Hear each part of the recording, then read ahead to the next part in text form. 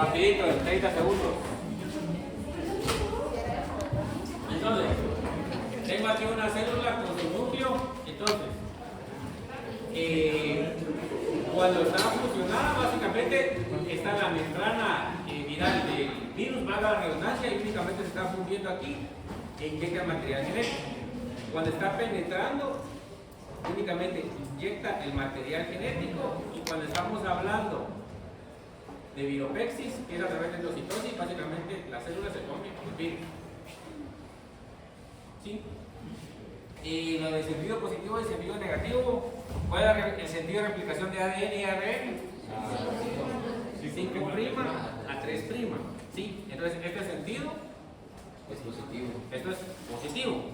¿Sí? Pero si vamos. Si era aplicacionaria, ¿no sería positivo o negativo? No, pero es que me hicieron la duda de qué era eso. Entonces, ¿negativo qué sería? De 3' a 5'. Esto es negativo. Sería la contraparte. ¿Sí? Entonces, si es un virus en sentido positivo, a puro tubo tengo que sintetizar la contraparte negativo, tengo que volverlo bicatenario para que se pueda sintetizar, ¿qué cosa?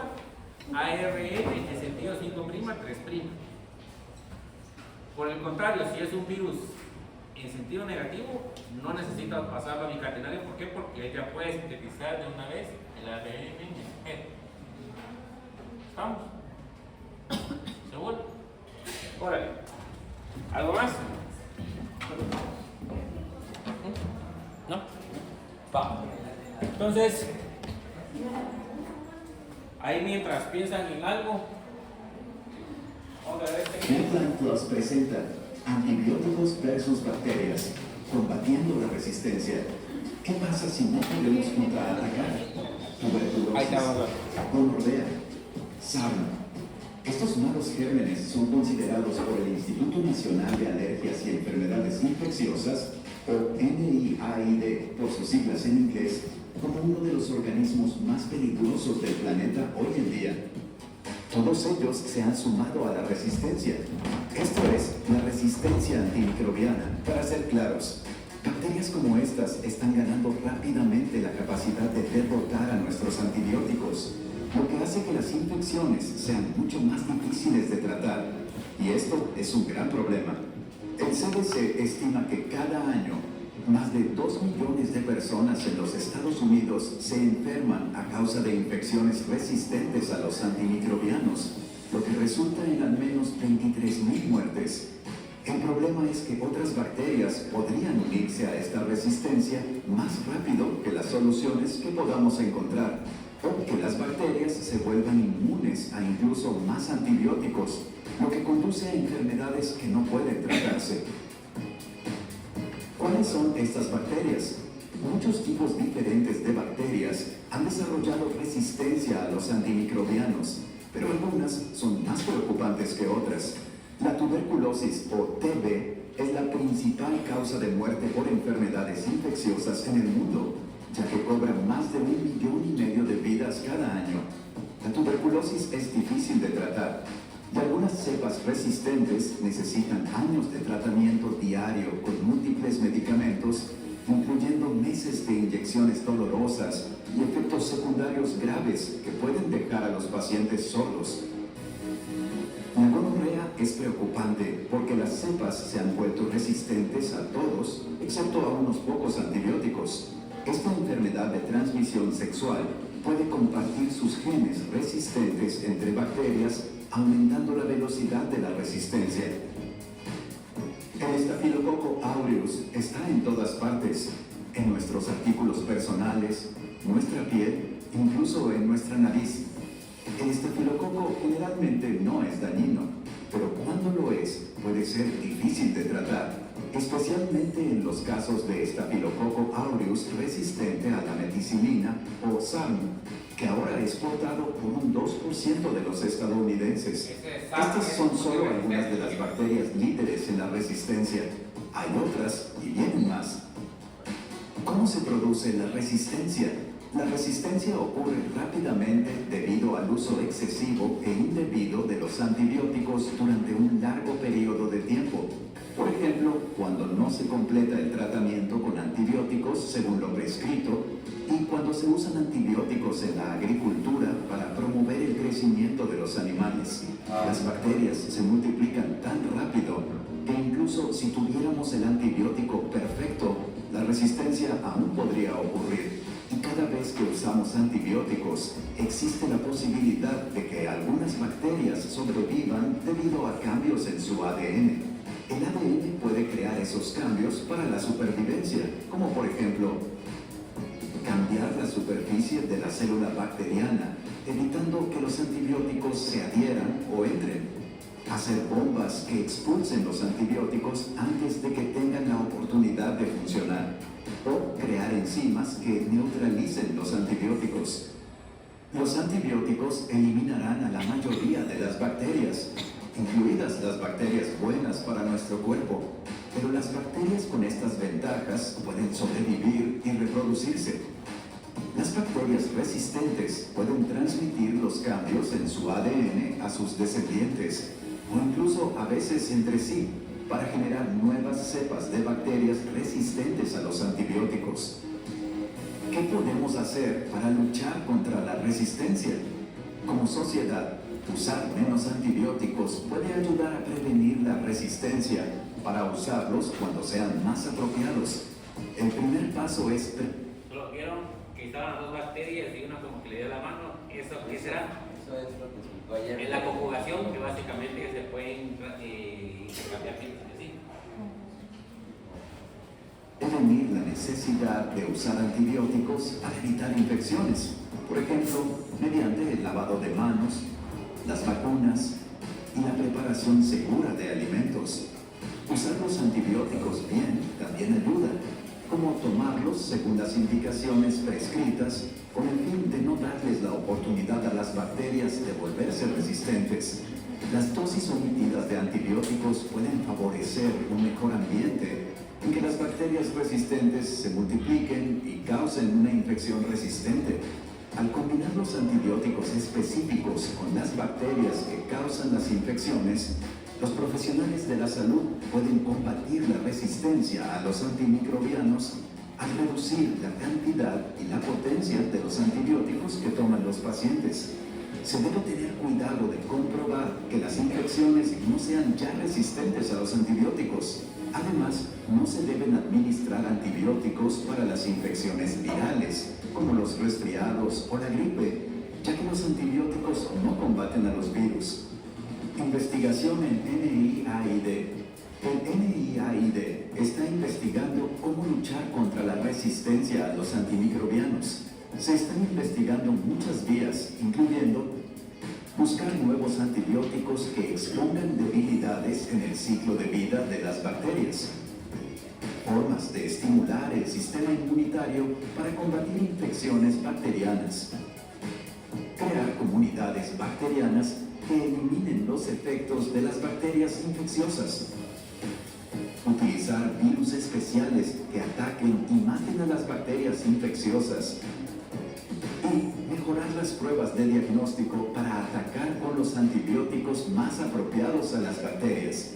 Con buenas prácticas de salud pública e investigación de vanguardia, es posible que podamos enfrentar a la resistencia y a las enfermedades infecciosas en general. Pero debemos trabajar todos juntos para mantenernos un paso adelante de este problema. Encuentre investigaciones específicas e información actualizada en... Bueno, les quiero comentar. No me están preguntando, pero es para que ustedes vean de que sí eso realmente pasa en la vida. Quiero ver. Aquí está esa muchachona, la Klebsiella pneumoniae. Yo cuando nació, mi hija, lastimosamente la tuvimos que tener hospitalizada como un mes y le cayó una enfermedad nosocomial que es la Klebsiella. Esta es una bacteria jodida. Probabilidad de sobrevivencia 50-60%. ¿Sí? Y nosotros cruzando los dedos de que no fuera multiresistente esa bacteria. Afortunadamente sí logró un antibiótico pegarle, pero eso, como les comenté, ustedes de mala pata entran por una apendicitis o por una vesícula al hospital y les cae una de estas que es multiresistente, se van a quedar por este realmente sí pasa, le puede pasar a en cualquier momento. Entonces, ustedes como médicos veterinarios sí tienen una responsabilidad en que eso no nos afecte. ¿Cómo así? Entonces, lo que vimos el día de ayer,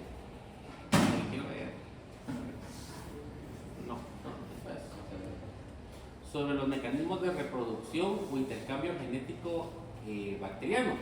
Básicamente, cuando una bacteria está viva o ella muere, hay otras que pueden aprovechar ese material genético. Básicamente, si ustedes subdosifican o dan un antibiótico que nada que ver a un paciente y ese paciente no se está tratando con eso, básicamente ustedes solo le están dando de comer antibióticos a bacterias patógenas, que esa bacteria que sobrevivió puede ser de que a través de conjugación o una traducción pueda llevar ese material genético a otras bacterias y desarrollar resistencia. El video, yo estoy de acuerdo en la gran mayoría de lo que dice, pero no en todo. Eso de que se crean antibióticos nuevos, eso no es cierto. La última molécula de un antibiótico nuevo que salió, creo que fue hace como 30, 40 años, antibióticos nuevos no hay, ¿sí? Básicamente solo tenemos unos cuantos y si ya no hay nada que haga efecto, ya nos llevó la que nos da. Sí me gusta compartirles a veces lo que se trabaja. Este fue un trabajo que publicamos hace ya 2 años, donde son las distintas moléculas que están registradas para uso veterinario aquí en Guatemala. Y casualmente son las que nosotros como médicos veterinarios hemos abusado durante años. Por ejemplo, tenemos una enrofloxacina, que esa los veterinarios la usaron y la usan. Dicen, enfermedad de la piel, ahí va la enro. Enfermedad del tracto digestivo, ahí va la enro. Y no se les hace un antibiograma a los animales, ni siquiera certeza de que haya una enfermedad bacteriana, pero ahí va la enro. Y en el caso de mayores, se usan las oxitetras o las tetraciclinas. Y también, cualquier animal que esté medio ahí que enfermo, ahí va el antibiótico. Entonces, el mensaje de esto es de que no utilicen antibióticos solo por usar. Lo ideal es primero hacer un antibiograma acompañado de la historia clínica del paciente para ver si hay indicios de una infección bacteriana y ahí se receta el antibiótico. Y no voy a recetar un antibiótico de amplio espectro como se llamaban antes, porque eso realmente ya no existe. Ahora han reducido bastante el espectro, ¿sí? Y dentro de el estudio que trabajamos, hay un antibiótico que es preocupante, que les comento, es la famosa colistina. La colistina básicamente es el último cartucho que ustedes pueden usar en medicina humana. Si todo lo que les pegó, ninguna bacteria está ahí y ningún antibiótico le hacen, el último cartucho es la colistina. En países desarrollados, países de Europa, la colistina está prohibida para uso veterinario. En Guatemala sí está registrada y se usa. Entonces nosotros ahí tenemos una desventaja de que puede ser de que alguna persona esté consumiendo colistina sin saber. ¿Cómo así? Esto es una parte de los acuerdos conexos del RTCA. A mí solo me gusta mencionarles esto porque al final de cuentas con lo que ustedes van a trabajar. RTCA significa Reglamento Técnico Centroamericano.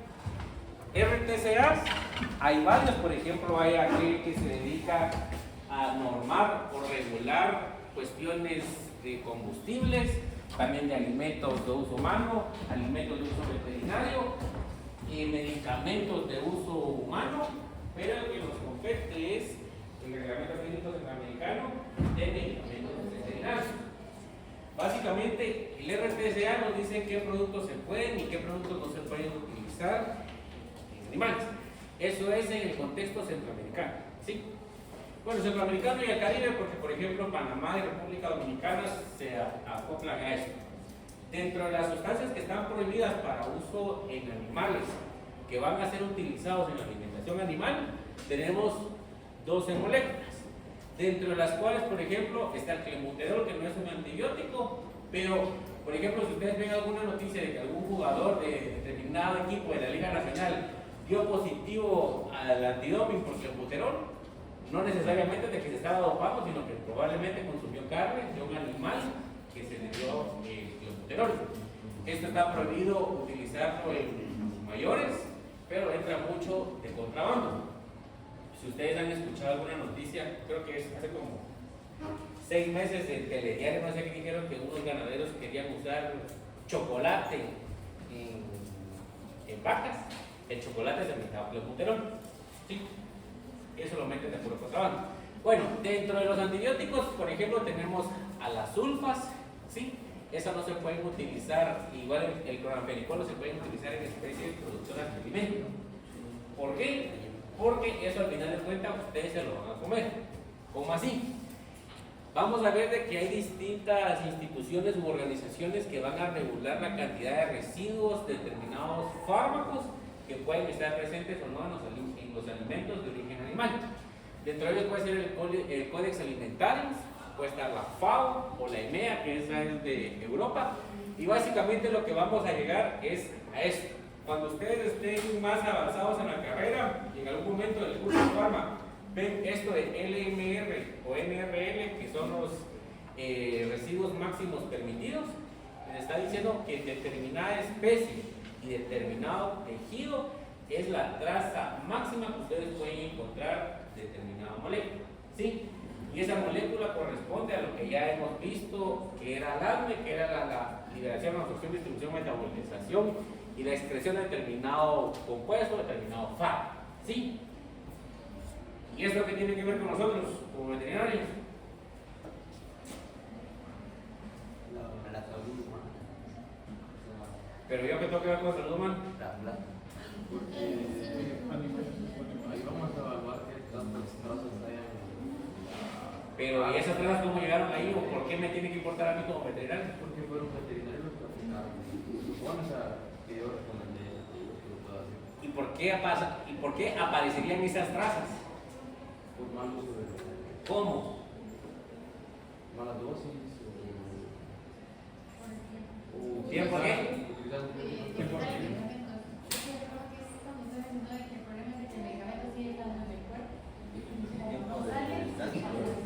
Sí, eso creo que ya se lo mencionaron en prácticas primarias o deberían haberse mencionado.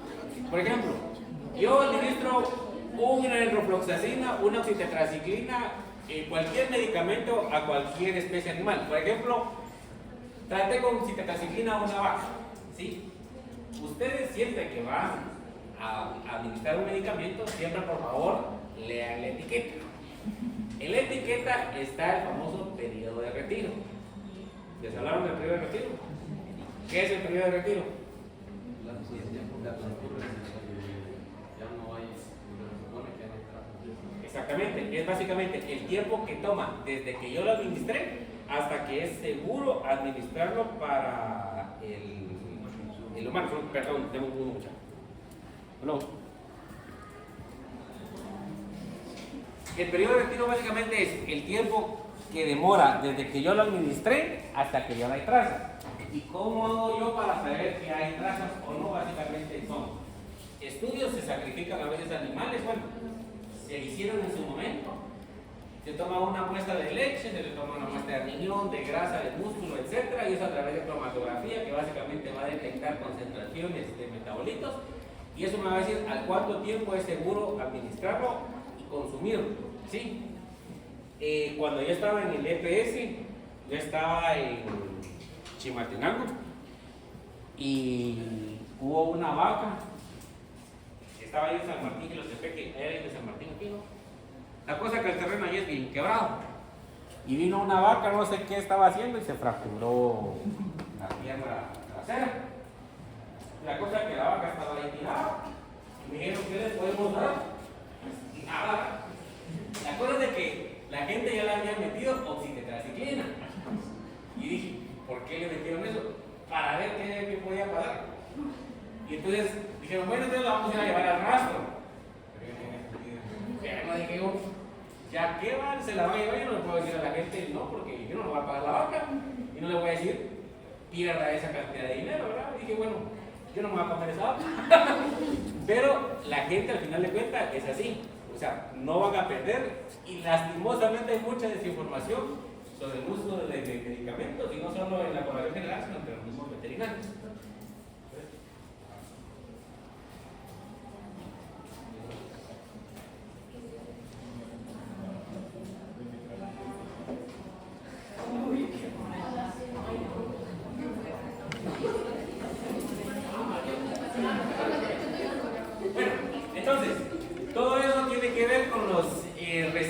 máximos permitidos, como les comenté, eso va a variar entre legislación y legislación, entre país y país, y básicamente van a definir qué se puede consumir y de qué.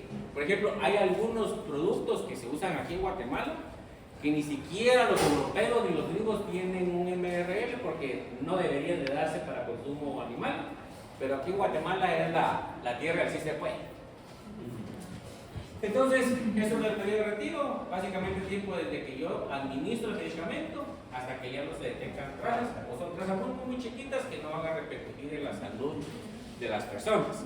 Y entonces, ¿de dónde puede venir la resistencia antimicrobiana cuando estamos hablando de antibióticos? Básicamente puede ser desde un pedazo de carne, un huevo, la leche, etc. ¿Sí? Básicamente es cuando no hay personas capacitadas para la administración de esos medicamentos que pueden poner en problemas a una población, ¿sí? Y eso es realmente, y sí es un problema de salud pública. ¿Preguntas?